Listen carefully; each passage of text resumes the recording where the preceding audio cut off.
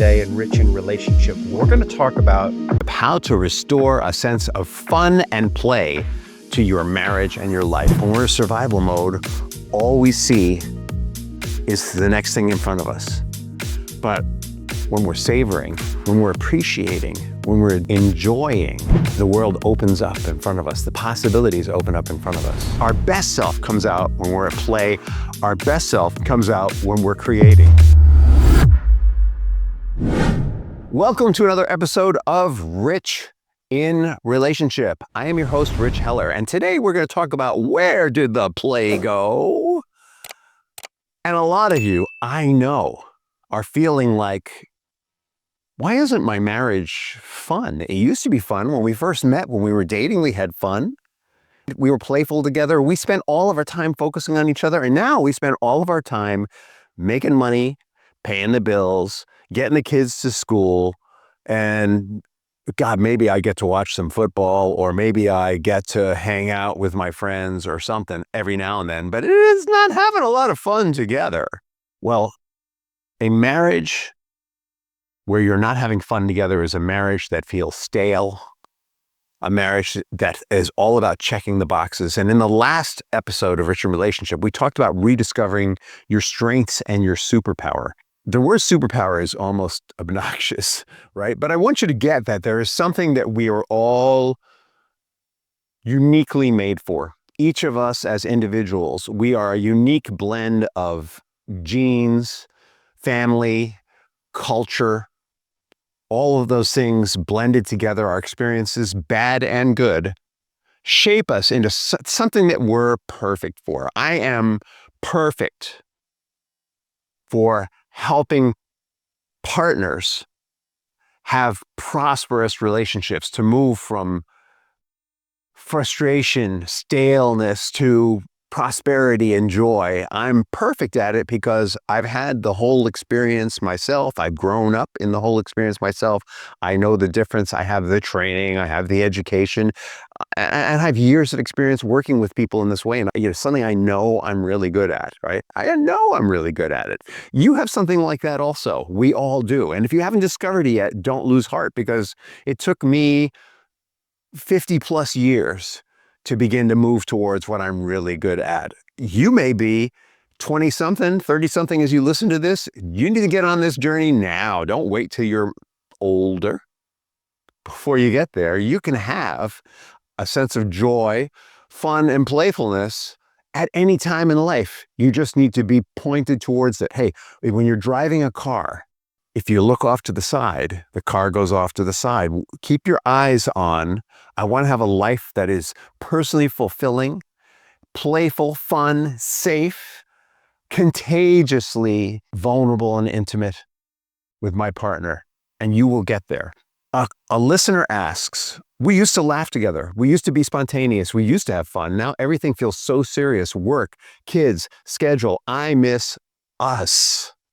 Is this just what happens over time, or can we get that spark back?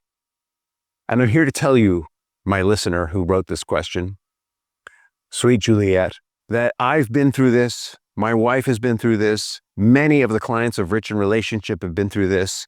And we have all found our way back to spontaneity, to laughter, to a sense of personal fulfillment and relationship fulfillment. We've all found our way back to play.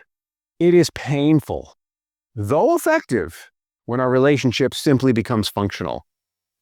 It feels heavy. It feels like it's all about transactions. Are you in a transactional relationship right now? I do this, you do that. I do this, you do that. Hey, you didn't do that. What's wrong? Hey, I didn't do this. Get off my back. That's a painful place to be. And you wonder where the joy is when you're in that place. What we're all working towards is reclaiming playfulness, fun, lightheartedness, connection, intimate connection, not just connection, right? We can have less than intimate connection. Connection as nourishing, not as an escape. Sometimes we use connection to escape. Well, Brad and Gwen know about this. If you've been tracking this series on prosperous partnerships, you know that Brad and Gwen, our clients, have been on quite a journey.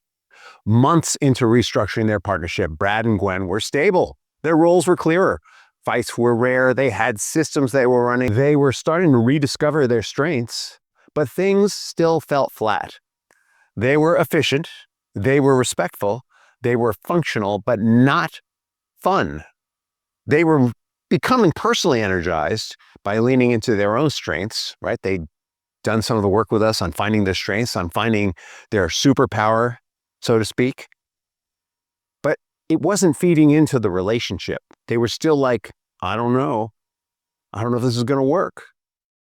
Brad said, we're getting everything done, but it feels like we're roommates with jobs and kids. And because they were working together, it felt like they were not work partners, but leading parallel work jobs. It's like that person who works on the other end of the office that you never really talk to. And Gwen said, I miss the version of us that used to stay up late, laughing, making stories, and dreaming, right? They had lost touch with their dreams. They were so busy just keeping all the plates spinning. They weren't in crisis. No, they were paying the bills. Things were getting done. They were even starting to feel a little more alive in themselves, but they were wondering about their relationship. Why are we working together? Why are we building this life together? Something's missing. Well, working together, we named that the gap, though it felt like a failure, was a challenge, an opportunity to restore play, to restore that fun that they'd had earlier in their relationship before everything got so burdensome and responsible. And that what they were missing was a developmental layer, right? They had gone from survival. If you were following this podcast, you'll know that earlier, a few episodes ago, they were just getting by. Now they're starting to thrive financially, but not emotionally. They had not yet seen the road to emotional prosperity. They were starting to experience some financial prosperity, but emotionally it was feeling a little thin. So we had a conversation about what does play mean for each of you individually, right? We started out with, where are your strengths? What's your superpower? Now it's like, what's fun? Now, Brad actually had a passion for architecture, and Gwen had a passion for being outside. So they planned a vacation where they were going to travel through Europe. And the commitment was that they were going to always travel around outside. But Gwen really didn't want to always be walking. So they were going to like rent bicycles or scooters or whatever the mode of transportation was available out there. And they were going to go look at the architecture. So they had adventures that were fun for both of them. And she started to appreciate Brad's experience of architecture, and he had actually a great time. He was a little like, I don't know, is this safe in the beginning? He actually had a great time scooting around and riding around with Gwen.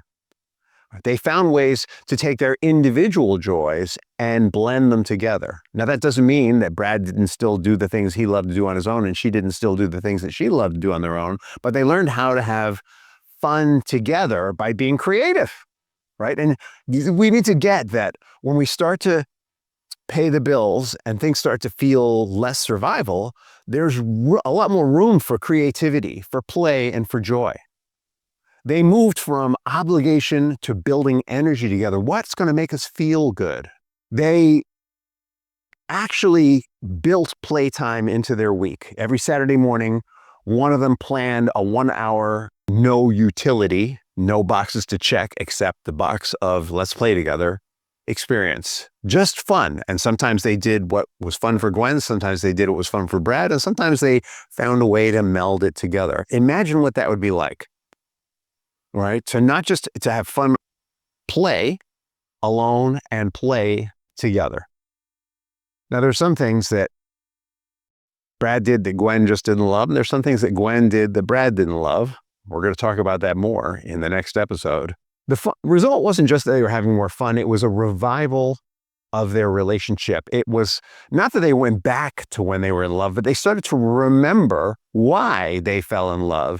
And it revived that shared vision, right? Because let's face it, being in love isn't just about bringing out our strengths and what we do well. It's about bringing out our best self. And our best self comes out when we're relaxed. Our best self comes out when we're at play. Our best self comes out when we're creating. When survival and structure dominate the relationship, play is the first thing to go. And it's the last thing we bring back, right? Survival sets off a whole nother part of our brain. But play isn't just childish, it's vital. And we can feel like we're in survival mode even when we have enough money, even when everything's okay. If we're bought into the current of this world, even when we have a roof over our head, food on the table, clothes on our back, and relationships that are healthy, we can lose sight of that because we want a bigger roof. We want better clothes. We want better food. Part of making the space for play and creativity is taking joy and appreciation, savoring what we have. When we do that, our nervous system relaxes and our perspective opens up. When we're in survival mode, all we see is the next thing in front of us.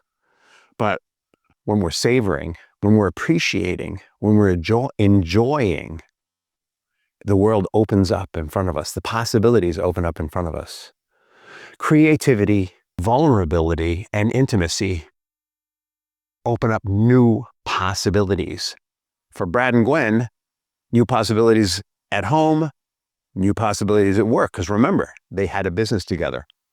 Their relationship became a source of energy and lit up everyone that they worked with. Their shared excitement lit up the people that they were working with, that they brought into work with them, because they weren't just about responsibility. They were about everybody thriving in their space.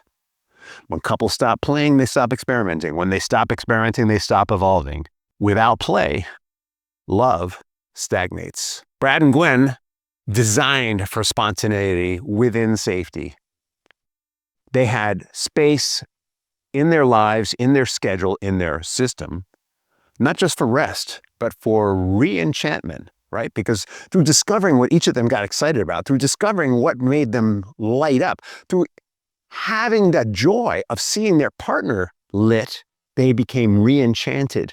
They started to enter back into what I like to call, it doesn't sound very sexy, mature romance. We need a sexy. If you have a sexy cover for mature romance, in love sounds a lot better than mature romance.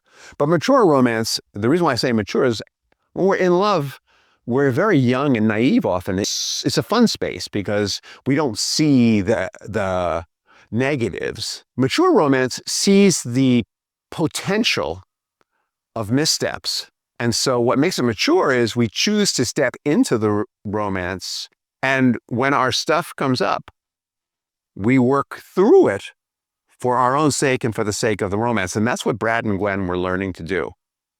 They had a shared definition of what play meant to each of them. They had an individual definition. They had a low-stakes ritual, 1 hour a week, no utility, no productivity, no point, just pleasure. Sometimes they just went on walks. Sometimes they tried something new and didn't like it so much. Ate at different restaurants than they usually did. There was gentle permission to experiment and to fail. Failing meaning, I don't like this so much. That's really not a failure, by the way. When we discover what we don't like, that's a win because we know not to go back to that. They got that life isn't supposed to be perfect. It's supposed to be light-hearted, gentle, kind, giving one another grace. Over time, they built their play muscle. Creativity and play are a muscle, just like patience, just like love. And the partnership became a place that was alive and that lit up everyone around them, not just a vehicle for getting things done. When relationships become all structure and no play, something essential withers. As individuals, even if we're not married, when that happens, we start to wither away. When we as individuals and as partners design space for play, for creativity, for self-expression, there's an opening for joy, for appreciation, for savoring. We can even appreciate the missteps. Wow. You know, my wife and I went to a restaurant together that I thought would be great. I'm not going to tell you the name because I don't want to talk smack about the restaurant. And we got there and we were like, you know what? Vibe-wise, this place isn't such a good fit. It might be all right for takeout, but there's things we wouldn't take out. The ribs were dry. The chicken was good. We like the seasonings they use, but I don't think we want to eat in this place anymore. This might be a good place to pick up a batch of food for a large group of people kind of thing. So we found out what it was good for and what it wasn't. It wasn't an absolute disaster. We've had some restaurants we went to that were an absolute disaster, and we just laugh about those things today instead of saying, why did you pick that restaurant? Or, even worse, sticking to restaurants that are safe, right? If when you're playing it safe, there's no playfulness. Playfulness involves risk. You got to have some risk. If you're trying to figure out how to ease back into play, start with small risks. That's what Brad and Gwen did. That 1 hour, that's a small risk. And as you step into those small risks, there's room for energy, for creativity, and connection. Now, I want to be clear. For some of us, play can be an escape. Not that escape is bad, but when we're escaping all the time, there's less opportunity for vulnerability and partnership, right? Because escape means there's something we're not comfortable with. We're feeling overwhelmed or overloaded, and we just don't want to feel it. And when we're escaping that feeling all the time, there's no opportunity to learn and grow and thrive and really play. Next episode, play versus escape. We're going to go deep on this one. Stay tuned. And if you like what you're hearing, like, subscribe, share this with other people. Help us grow the movement of prosperous partnership and lives that are rich in relationship. In the meantime, have a fantastic day and an amazing tomorrow. And thank you for being a listener.